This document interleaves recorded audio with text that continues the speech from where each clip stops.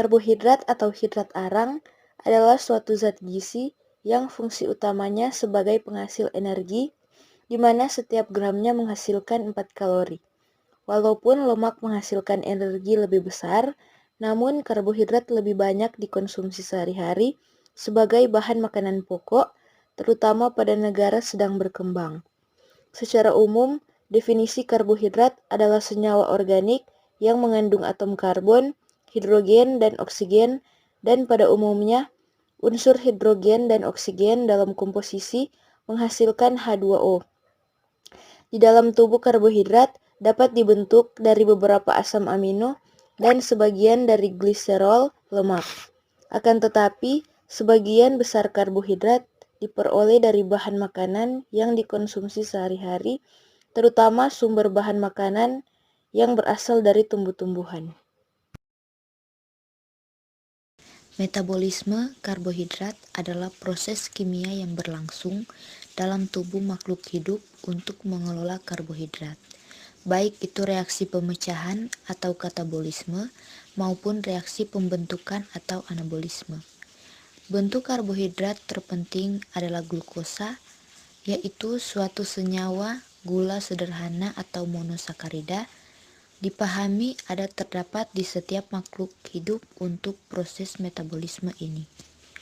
Glukosa dan bentuk karbohidrat lainnya memiliki tempatnya masing-masing di dalam proses metabolik antar spesies. Contohnya, tanaman menyimpan energi dengan membentuk karbohidrat dari karbon dioksida dan air melalui fotosintesis, biasanya dalam bentuk pati atau lipid. Tanaman lalu dimakan oleh binatang dan jamur sebagai bahan bakarnya respirasi seluler. Fungsi 1. Sumber energi utama. Karbohidrat adalah sumber utama energi untuk tubuh.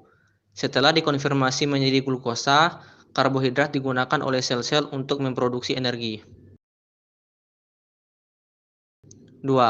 Pendukung metabolisme. Karbohidrat membantu dalam metabolisme lemak. Ketika cukup karbohidrat tersedia, tubuh cenderung menggunakan lemak sebagai cadangan energi bukan menyimpannya. 3. Penyimpanan energi. Kelebihan glukosa yang tidak langsung digunakan untuk energi disimpan dalam bentuk glikogen di hati dan di otot untuk digunakan pada saat dibutuhkan.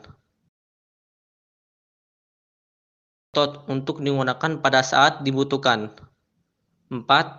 Sumber serat. Karbohidrat kompleks terutama yang ditemukan dalam sumber makanan berserat seperti buah-buahan, sayuran, dan biji-bijian, membantu mengatur penyerapan nutrisi. 5. Sistem imun. Karbohidrat juga berperan dalam mendukung sistem kekebalan tubuh. Karbohidrat dapat diklasifikasi menurut derajat polimerisasinya, dan awalnya dapat dibagi menjadi 3 kelompok utama, yaitu gula, oligosakarida, dan polisakarida. Monosakarida adalah karbohidrat yang paling sederhana. Oleh karena tidak bisa lagi dihidrolisa, monosakarida larut di dalam air dan rasanya manis, sehingga secara umum disebut juga gula. Penamaan kimianya selalu berakhiran negatif osa. Glukosa terkadang orang menyebutnya gula anggur atau dektrosa. Banyak dijumpai di alam, terutama pada buah-buahan, sayur-sayuran, madu, sirup jagung, dan tetes tebu. Dalam tubuh glukosa didapat dari hasil akhir pencernaan amilum, sukrosa, maltosa, dan laktosa. Fruktosa disebut juga gula buah ataupun levulosa, merupakan jenis sakarida yang paling manis. Banyak dijumpai pada mahkota bunga, madu, dan hasil hidrolisa dari gula tebu. Di dalam tubuh fruktosa didapat dari hasil pemecahan sukrosa. Galaktosa tidak dijumpai dalam bentuk bebas di alam. Galaktosa yang ada di dalam tubuh merupakan hasil hidrolisa dari laktosa. Silosa atau gula kayu adalah suatu gula pentosa monosakarida dengan 5 atom karbon dan memiliki gugus aldehida. 2. Disakarida. Disakarida merupakan gabungan antara dua monosakarida. Pada bahan makanan disakarida terdapat 3 jenis, yaitu sukrosa, maltosa, dan laktosa. Sukrosa adalah gula yang kita pergunakan sehari-hari, sehingga lebih sering disebut gula meja atau gula pasir, dan disebut juga gula invert. Mempunyai 2 molekul monosakarida yang terdiri dari 1 molekul glukosa dan 1 molekul fruktosa. Sumber terdapat di tebu yang 100% mengandung sukrosa, bit, gula nira dengan 50%, dan jelly. Maltosa mempunyai 2 molekul monosakarida yang terdiri dari 2 molekul glukosa. Di dalam tubuh maltosa didapat dari hasil pemecahan amilum, lebih mudah dicerna dan rasanya lebih enak dan nikmat. Laktosa mempunyai 2 molekul monosakarida yang terdiri dari 1 molekul glukosa dan 1 molekul galaktosa. Laktosa kurang larut di dalam air. Isomaltulose adalah zat karbohidrat alami yang berasal dari tebu, madu, dan sumber glukosa lainnya. Ini adalah zat yang mampu bertahan lebih lama dan konstan dalam hal penyediaan energi yang dibutuhkan tubuh dan otak jika dibandingkan dengan sukrosa. Trihalosa adalah disakarida yang terdiri dari 2 molekul glukosa.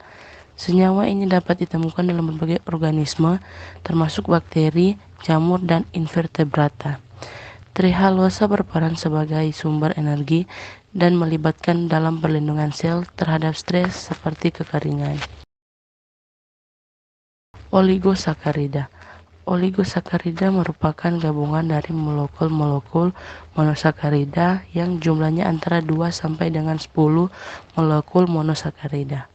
Sehingga oligosakarida dapat berupa disakarida, trisakarida, dan lainnya.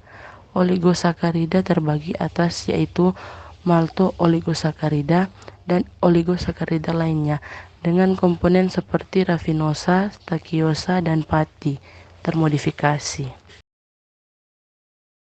Malto-oligosakarida adalah rantai molekul pendek yang terdiri dari beberapa unit gula glukosa yang terhubung bersama. Mereka merupakan produk intermediate dalam pemecahan karbohidrat kompleks seperti pati oleh enzim pencernaan. Maltodextrin adalah salah satu zat aditif dalam pengolahan bahan pangan yang berfungsi sebagai pengawet dan pengental untuk meningkatkan volume makanan. Bahan tambahan pangan ini berbentuk bubuk putih, mirip tepung tapi lebih halus, yang terbuat dari tepung jagung, beras, tepung kentang, atau gandum. Rafinosa merupakan trisakarida yang tersusun atas galaktosa, glukosa, dan fruktosa. Hal ini dapat ditemukan dalam kacang-kacangan, kubis Brussels, brokoli, asparagus, sayuran lainnya, dan biji-bijian. Rafinosa dapat dihidrolisis menjadi galaktosa dan sukrosa oleh enzim galaktosidase, yaitu enzim yang dalam lumen saluran pencernaan manusia hanya diproduksi oleh bakteri di usus besar. Stakiosa adalah jenis oligosakarida yang ditemukan dalam beberapa tumbuhan dan bisa menjadi sumber prebiotik. Frukto-oligosakarida atau FOS adalah jenis serat makanan yang ditemukan secara alami pada buah-buahan. Frukto-oligosakarida tergolong dalam kelompok oligosakarida, yaitu jenis karbohidrat yang terdiri dari beberapa unit gula. FOS terdiri dari sejumlah molekul fruktosa yang dihubungkan bersama-sama oleh ikatan kimia tertentu. FOS terkenal karena kemampuannya sebagai prebiotik, yaitu zat yang dapat memberikan nutrisi dan mendukung pertumbuhan bakteri baik dalam saluran pencernaan. Polisakarida. Polisakarida adalah jenis karbohidrat kompleks yang terdiri dari banyak unit gula yang terhubung bersama melalui ikatan kimia. Polisakarida memiliki berbagai fungsi penting dalam tubuh dan merupakan sumber energi yang penting dalam makanan. Pati adalah polisakarida yang banyak ditemukan dalam makanan berbasis tanaman seperti biji-bijian, umbi-umbian, dan kacang-kacangan. Pati adalah sumber utama karbohidrat dalam diet manusia dan merupakan bentuk energi yang disimpan dalam tanaman. Pati bisa ditemukan dalam bentuk pati resisten yang tidak sepenuhnya dicerna oleh enzim pencernaan manusia dan berperan sebagai serat pangan. Amilosa merupakan polisakarida, polimer yang tersusun dari glukosa sebagai monomernya. Amilosa merupakan polimer tidak bercabang yang bersama-sama dengan amilopektin menjadi komponen penyusun pati. Dalam masakan, amilosa memberi efek keras atau perah bagi pati atau tepung. Amilopektin merupakan molekul berukuran besar dan mudah ditemukan karena menjadi satu dari dua senyawa penyusun pati bersama-sama dengan amilosa. Walaupun tersusun dari monomer yang sama, amilopektin berbeda dari amilosa sebagaimana terlihat.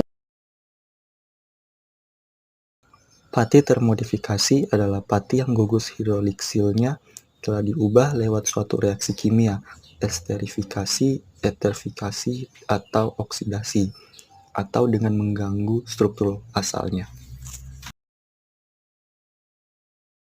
2. Polisakarida non-pati.